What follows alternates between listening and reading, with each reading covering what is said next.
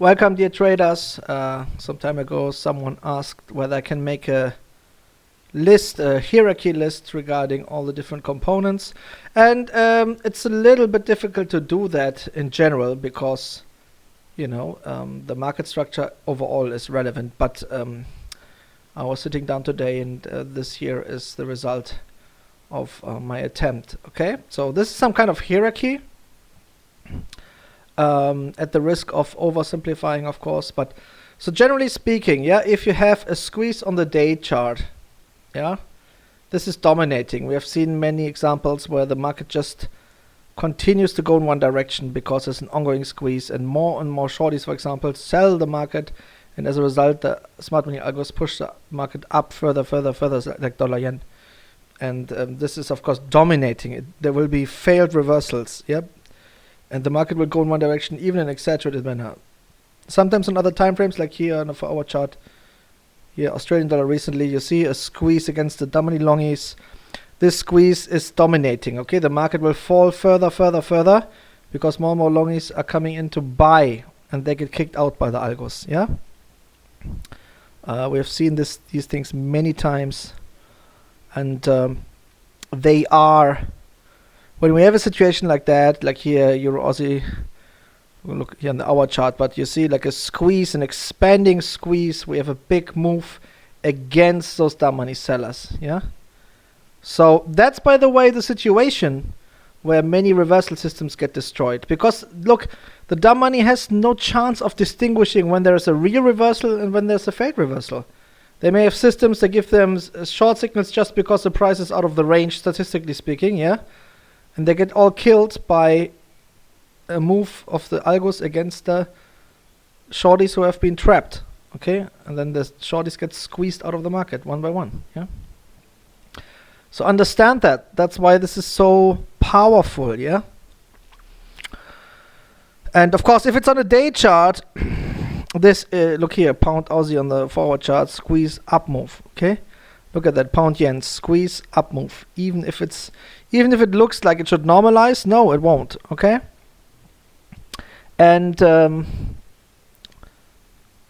dollar cut even on the day chart. You see, look at this, boom, day chart squeeze, boom, up move over days and even weeks. Okay, so I think this is clear. So day chart squeeze, 4-hour squeeze, 1-hour squeeze. Now obviously what we see sometimes when a squeeze starts, you can first often see it on the lower time frames and then on the higher time frames. However, there are also squeezes where there's a 1-hour time frame squeeze, but on the higher time frame on the day chart, both squeeze lines are below the middle line and there's no squeeze. In that case, this is still relevant, but this can more easily die, and the squeeze at some point can collapse, and for example, the shorties get kicked out of the market, the squeeze line collapses, and then there's a normalization. Now, after that, the 4-hour reversals we have seen documented, predicted many over the years. If there is no squeeze, or the squeeze line collapsed, and then we have the dumb money switch and the 4-hour reversal, this is a dominating factor. But as I said before, that's why it's a second. The day chart squeeze will dominate. If there's a squeeze against the shorties and new shorties come in, like today in the yen pairs, there will be an up move, even if the market is already high. But if the squeeze collapses, or if there's no squeeze at all, and then we have a dumb money switch, and the 4-hour band was kissed or cleared, then we have a 4-hour reversal. Often all the way to the other side of the band, sometimes to the middle, etc. Now, if we have a 4-hour reversal, and on the 1-hour time frame we see also the medium-term stops as targets in the same direction, as well as order gap zones, even better, because we know that those are going to be filled. We have nice live trade examples for that, and in the blog also we had several cases. Then let's go down the hierarchy. If there is just a 4-hour reversal and dumb money switch without any squeezes going on, is still often it results in a nice 4-hour reversal. Then the third group, so no 4-hour reversals or squeezes on the higher time frames, but simply inner range moves. Like we see them almost every day. Move towards inner range medium-term stops, or moves to fill order gap zones, pullbacks, moves to short-term stops, on the 30-minute and 1-hour charts. we see that a lot. In fact, all the price action you see has to do with that. You see, like here, look, dollar cut 30-minute chart, it just went down to fill this order gap before it went up to take out the medium term stop. Okay, so they're constantly doing these things, as we know. Okay, and this is the reason for, you know, all this price action. Look here, euro dollar 30-minute chart. Look at that. Okay, filled the medium term stop, filled the order gap zone, filled the order gap zone, medium term stop, order gap zone, order gap zone.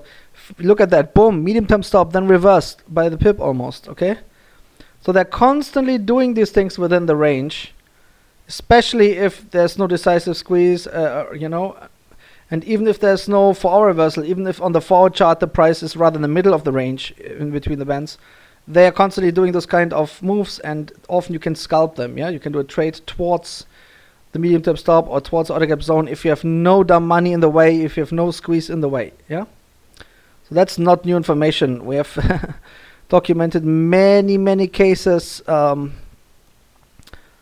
on the 1-hour chart in euro dollar, boom, you see, option signal, bam, filled, order gap zone filled. Look at that, medium term stop, boom, taken by the pip. Okay, all these moves have to do with these things. Yeah.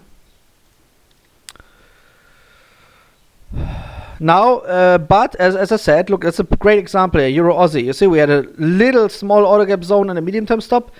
Now this is below in the hierarchy, so they don't want to, you know, necessarily take that out when we have a squeeze against the shorties going on. This dominates. Okay, that's why it's up in the hierarchy. It's more important for the smart money to kill the shorties which have been trapped on the dumb money side, and to take out all the new sellers which come into the market, to take all of them out rather than filling some orders or, you know, taking a stop which they can either take out later or even if the squeeze continues, not at all. Yeah. So I hope that this is a good answer to that question that was posted, and yeah. So keep these things in mind. We have many examples documented. Once you understood all these things, it's really not super complex to find good trade setups and to reach a high strike rate. Okay, and you also know how to evaluate each trade setup, whether it's a high bias so you can risk more, or whether it's lower bias and you risk less. Or, you know, like I showed before, if you want to do complex trades, if you want to do a 4-hour reversal, even if there's a squeeze going on, you protect yourself, of course, with a stop, and it's, if you get stopped out, you leave it, because the market can just run away. Okay, I will explain these things further in the next block summary over the weekend. All the best, stay safe, prioritize correctly. You know, we do multi time frame analysis because of that reason.